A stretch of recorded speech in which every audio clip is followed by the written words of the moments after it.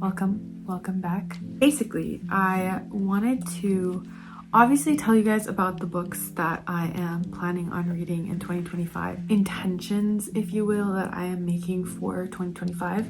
Some of it has to do with the way I read books, some of it has to do with the amount of books that I'm reading, and then also how I'm tracking my reading, how I'm going about kind of recording my takeaways from every single thing that I'm reading this year. Obviously, we are partway through January, more than partway through January at this point, especially after this video comes out.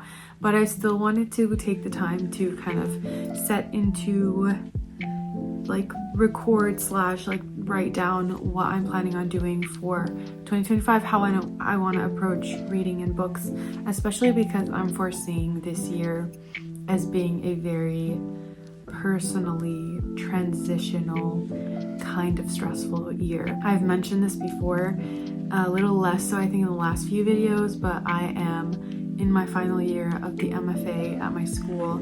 I've already defended my thesis, so I'm pretty much done. I just have one semester left, which I'm really just going to spend teaching because I've also taken all the classes that I need. Not really sure what's going to happen after that point. I have some ideas, like, you know, academic work, whatever, but that's not for here. That's neither here nor there. This is for my reading goals and then just my creativity goals, because that's something that I really, especially the last year or so, have been wanting to put more of my attention towards. But I also wanted to show you guys my Notion page because I found a template that I've been using for a while now that I really like. I'll link the template that I found online on Notion so that you can see it for yourselves, to thank the creator for creating this, because I really love this. Yeah, so without further ado, let us go through our 2025 plans. Start with the books that I'm planning on reading. So this is a mix. I selected 10. 5 are books that have already been released, like were released in 2024,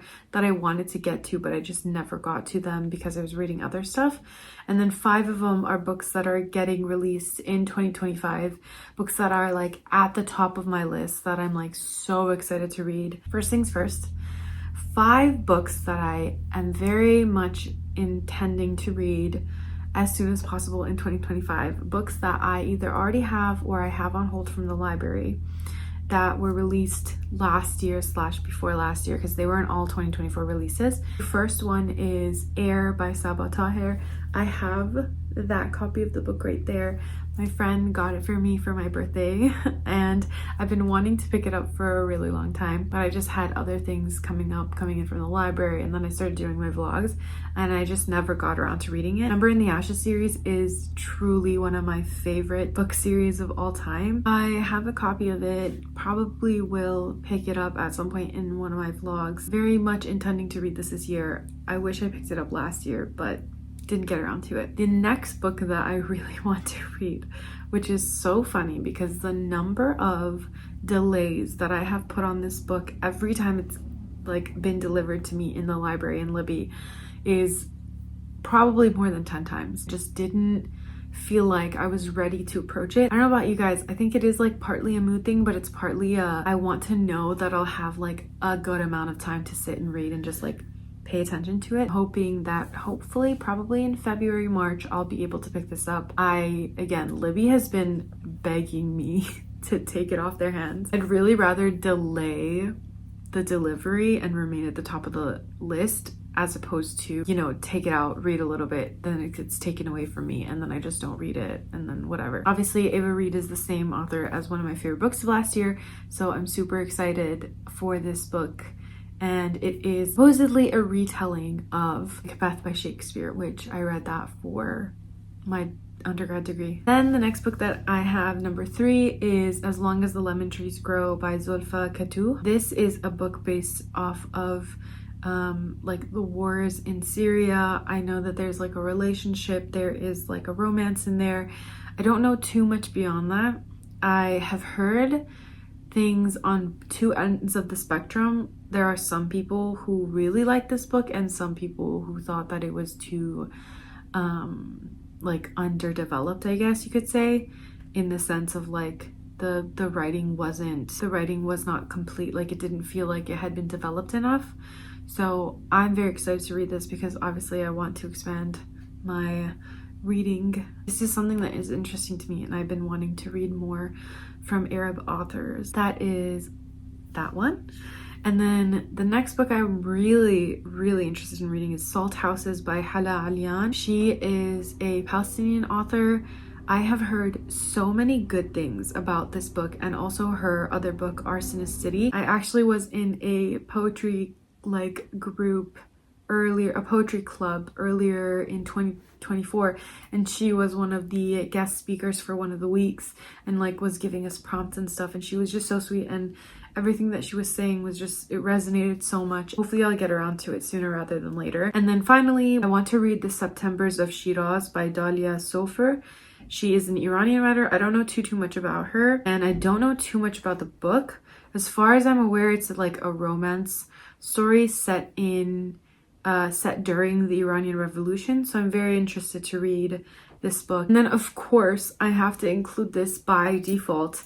I want to read all the books that I own physical copies of that I haven't read yet. I've already divided them in my house separate from the rest of my bookshelves, so anything that's on here, on that bookshelf, other than the decorative books that I have a couple of decoration specific books, are books that I have read, and then I have one little stand slash plant shelf and whatever that I've set my unread books on so that I can kind of keep tabs on it. I'm also doing a no buy for 2025. Hopefully, unless it's a book that I read and I really love and I want to own a copy of, I want to kind of avoid just buying books that look pretty. And that's where Libby in the library comes in. So that's pretty much everything I'm hoping to read and get to in 2025. Then the upcoming releases, there are 5 specific books that I'm super looking forward to. Specifically, obviously there's a lot of books that they will fall into my radar and I'll find them interesting and want to read them. These are books that I'm actively looking forward to, if that makes sense. I think it does. I'm gonna kind of go over, I'm gonna go in order of release date. The first book that I'm really looking forward to is Emily Wilde's Compendium of Lost Tales by Heather Fawcett. This is supposed to come out February 11th, so in less than a month. And I love the Emily Wilde series. They were runner-ups to my favorites of 2024. And honestly, if I could change that list, they probably at one point would be in my favorites of 2024. I loved both of those books. They were so fun to read. They were so exciting. And I love the take on fairies that Heather Fawcett has. Kind of similar to, not that the take is similar to Holly Black and The Cruel Prince, but I like the idea of trickster fairies that are close. Some of them are close to human, but not necessarily. While in my time I loved ACOTAR, my taste now has definitely moved more towards the fantastical, where they're not sexy, gorgeous fairies that are superhuman, but more so trickster, kind of dirty and clever, but not so in the way of Cruel Prince and in the way of Emily Wilde. I'm super excited for this. I think it's the last book in the series, and if I hadn't read Emily Wilde literally last year, I would reread those before this.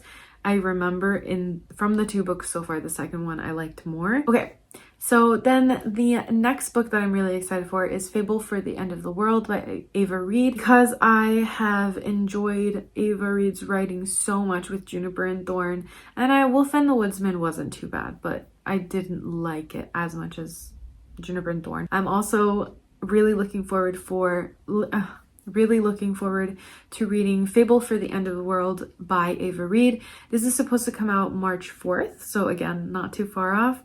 And I don't really actually know anything about this. I haven't looked up a summary, and I think I've mentioned this before, but generally speaking, I like to know as little as possible going into a lot of books, because it's just exciting to kind of figure out what's happening in real time.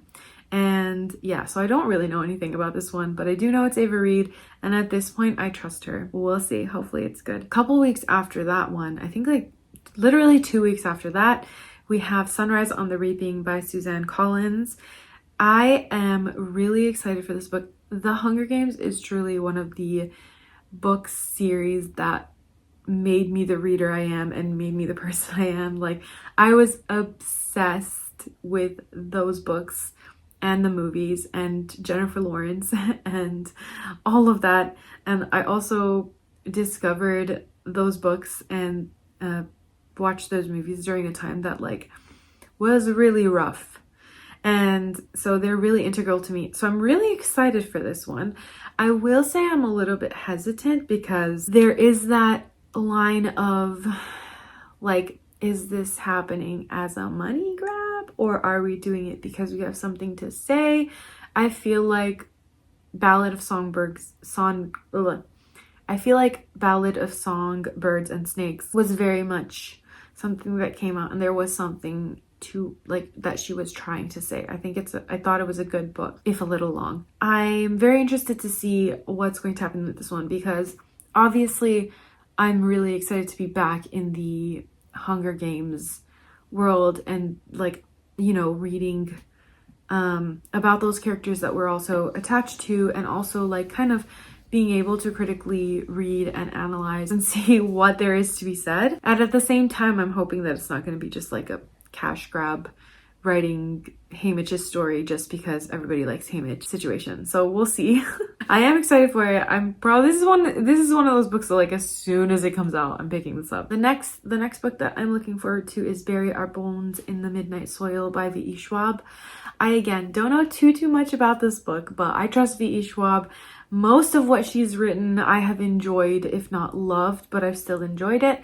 And one of my favorite books of all time is by her. If we're talking like auto buy authors, which I'm not gonna buy, but like auto read authors, V.E. Schwab is definitely on that list. And this book is definitely on that list. I'm really looking forward to it. And that one's supposed to come out June 10th. So there's gonna be kind of a gap between March and then June. And then like a month or so after that book comes out, on August 26th, Katabasis by R.F. Kuang is coming out, which this one I know a little bit about, which is that two characters go to hell, like travel to hell for something. That's all I know. But again, R.F. Kuang, again, another one of those authors that I really trust, and I would auto read her books because I feel like she writes well, obviously, but she also has like important things to say. You know what I mean? Like there's always going to be some sort of a meaning or something going on there, which I enjoy in my books. So those are the books that I am super excited to hopefully get to and read in 2025. Immediately on my radar, what I'm most excited for. Now, I wanted to show you guys before I leave you guys, I wanted to show you guys how I organize my books that I want to read.